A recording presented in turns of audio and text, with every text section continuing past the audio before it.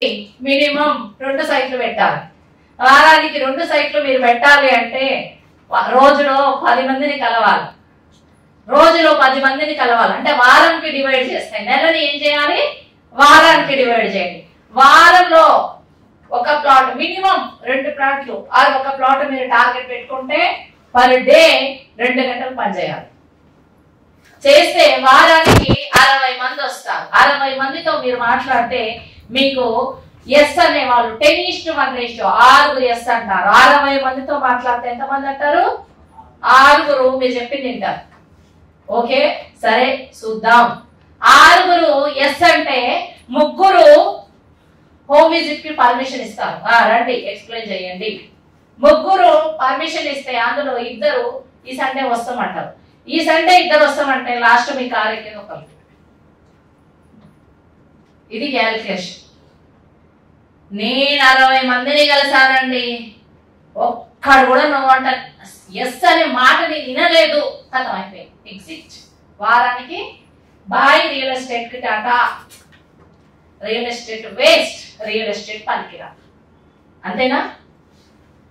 ఇవాళ బల్బ్ కనిపెట్టారు Thomas Alva Edison. ఎన్ని వేల సార్లు ఫెయిల్ అయ్యి ఉంటే బల్బ్ వచ్చింది. ఏ అగ్గి కనిపెట్టారు ఆది మానవుడు. ఒకసారి కొట్టంగానే మంట వచ్చేసి మొత్తం కుకింగ్ అయిపోయిందా? రాయి కొట్టగానే కుకింగ్ అయిపోయిందండి. దాన్ని ప్రయత్నం చేయడానికి ఎన్ని వేల సార్లు ప్రయత్నం చేసి ఉంటాడు. ఆ మంట పుట్టించడం కోసం ఎంత ప్రయత్నం జరిగి ఉంటుంది, ఎంత మదనం జరిగి ఉంటుంది. సో మనం మాత్రం డిగ్రీ చదువుతాం, డిగ్రీకి 3 ఏళ్ళు వెయిట్ చేస్తాం. 3 ఏళ్ళు చదివిన డిగ్రీతో ఏం సాధించారు?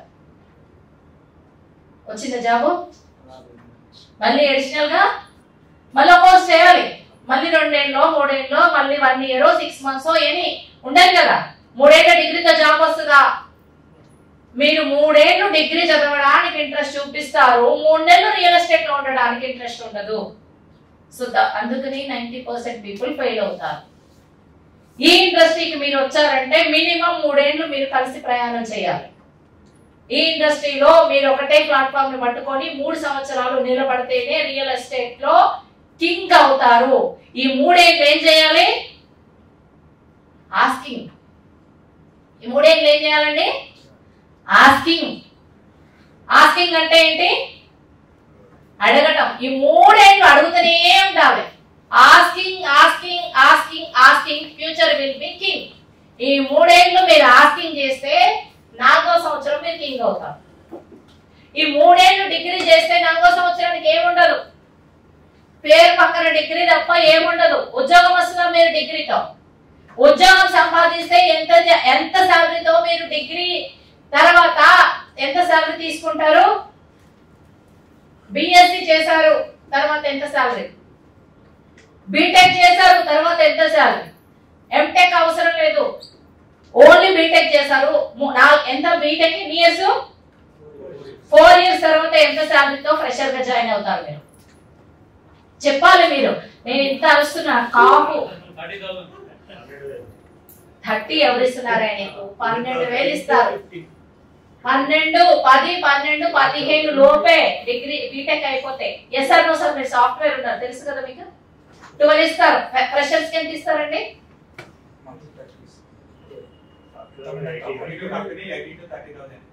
ఫ్రెషర్స్ కి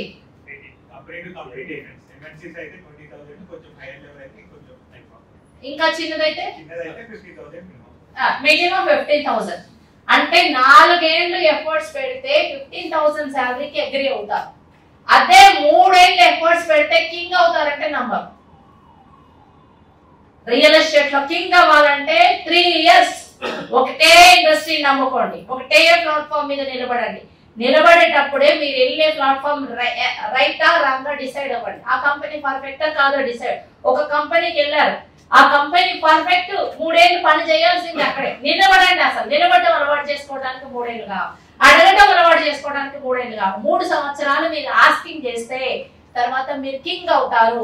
మిమ్మల్ని వెతుక్కుంటూ ప్లాట్లు, మాకు ప్లాట్ కావాలి అని మీకే ఫోన్లు వస్తాయి. మీరు పోవాల్సిన పని లేదు. ఎప్పుడు 3 సంవత్సరాలు ఈ ఇండస్ట్రీలో నిలబడితే కదా వచ్చేది. ఫస్ట్ నిలబడడం అలవాటు చేసుకోవాలి. తర్వాత ఏం చేయాలి? కనబడాలి. ఊకే నిలబడ్డా అని నేను రియల్ ఎస్టేట్ పేరుకు రియల్ ఎస్టేట్ అని సైట్లోకి రాకపోతే వస్తుందా? ఏం చేయాలండి? కనబడాలి. ఎక్కడ కనబడాలి? సైట్ లో కనబడాలి, జనాల్లో కనబడాలి, ఫేస్బుక్ లో కనబడాలి, యూట్యూబ్ లో కనబడాలి, ఇన్స్టాగ్రామ్ లో కనబడాలి. మీరు కనబడాలి, నిలబడాలి. ఇండస్ట్రీ మీద 3 సంవత్సరాలు మార్కెట్ లో కనబడాలి. మీ మాట వినపడాలి. నా మాట వినపడుతుందో లేదా మీకు? నేను ఇక్కడ ఉన్నా, అయినా మీరు విన్నారు. మణికొండ నుంచి విన్నారు, కుక్కడపల్లి నుంచి విన్నారు, సింగపూర్ నుంచి విన్నారు, దుబాయ్ నుంచి కూడా నా మాట వింటున్నారు. అలా మీరు కూడా చెయ్యొచ్చు.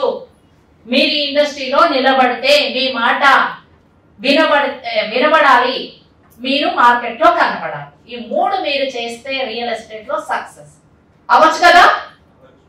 సో ఎందుకు ఇప్పుడు 6 లక్షలు మనకు 40 లక్షల ఫార్చునర్ కావాలంటే మనం మినిమం రోజుకు 2 గంటలు పని చేయగలగాలి, రోజుకు 10 మందిని కలవగలగాలి. నెలకు 5 క్లోజింగ్స్ అయితే 6 నెలల్లో మన కార్ వస్తుంది. కార్ కావాలంటే ఈ ప్లాన్ అంతా నడవాలి. ఆస్ట్రేలియా పోవాలంటే ఫస్ట్ పాస్పోర్ట్ అప్లై చేయాలి, వీసా అప్లై చేయాలి, టికెట్లు బుక్ చేయాలి, ఎక్కడ దిగాలి, ఎక్కడ రావాలి, ఇదంతా ప్రాసెస్ అయితేనే ఆయన పోయి వస్తాడు. ఒకవేళ రామిరెడ్డి సార్ లాగా కనపడ్డ వాళ్ళందరికీ నేను శ్రీలంక పోతా, నేను శ్రీలంక పోతా అంటే నేను రియల్ ఎస్టేట్ చేస్తున్నా, నేను రియల్ ఎస్టేట్ చేస్తున్నా, నేను రియల్ ఎస్టేట్ చేస్తున్నా. ఏం చేస్తున్నా? రియల్ ఎస్టేట్ చేస్తున్నా. రియల్ ఎస్టేట్ అడుగుతా వాళ్ళు ఏం మొహమాట, వాళ్ళు ఏమనుకుంటారో ఏమో. ఊకే గిడ్డి చేస్తా రియల్ ఎస్టేట్ అంటే ఊకే ప్లాట్లు అడుగుతారా జనాన్ని, ఏమనుకుంటారో ఏమో. మొహమాటం. ఏం చేస్తున్నావు అంటే రియల్ ఎస్టేట్ చేస్తున్నా. 5 ఏళ్ళ తర్వాత 7 ఏళ్ళ తర్వాత కారు ఉందా? లేదు. ఏం చేసినావు? Real estate. ఇల్లుందా? లేదు. ఏం చేసినావు? Real estate. కొన్ని బైక్ ఉందా? లేదు. ఏం చేసినావు? Real estate. ఒక మంచి ఆండ్రాయిడ్ ఫోన్ ఉందో? లేదు. ఏం చేస్తున్నావు? రియల్ ఎస్టేట్ చేస్తున్నావు. అక్కడ బ్యాడ్ అవుతుంది. రియల్ ఎస్టేట్ అంటే ఏం లేదు, ఏమి రాదు, వేస్ట్ కాదు. రియల్ ఎస్టేట్ ని ప్రాపర్ గా పట్టుకొని ప్రాపర్ గా ప్లాన్ చేస్తే కోటీశ్వరుడు అయ్యేటువంటి ఒకే ఒక ఇండస్ట్రీ రియల్ ఎస్టేట్ ఇండస్ట్రీ. భూమి మీద పుట్టి భూమితో వ్యాపారం చేసుకొని కోట్లు సంపాదించే ఏకైక industry real estate industry. Real estate అంటే మీనింగ్ ఏంటి? అర్థం ఏంటంటే స్థిరమైనటువంటి నిజమైనటువంటి సంపద. Yes or no? సో ఈ నిజమైన స్థిరమైన సంపదను కస్టమర్ కి అందిస్తున్నాం. మీరున్నా లేకున్నా, కంపెనీ ఉన్నా లేకున్నా, మీరు అమ్మిన ప్లాట్ ఆ కొన్నాయి ఉన్నా లేకున్నా నెక్స్ట్ జనరేషన్ ఉంటుందా లేదా? డిమాండ్ ఏమి తగ్గుద్దా? పెరుగుద్ది. అలాంటి పెరిగే ప్లాట్స్ ని మనం అందించడం జరుగుతుంది. ఈ స్థిరమైన ఆస్తిని అందించడానికి మరి మనకి ఎంత నాలెడ్జ్ ఉండాలి?